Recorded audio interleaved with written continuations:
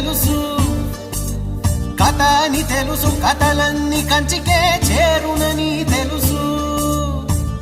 తెలుసు తెర తొలుగుతుందని, తెలుసు తెల్లారుతుందని, తెలుసు ఈ కట్టె పుట్టుకుమంటదని, తెలుసు ఈ మట్టి మట్టిలో కలిసిపోతదని.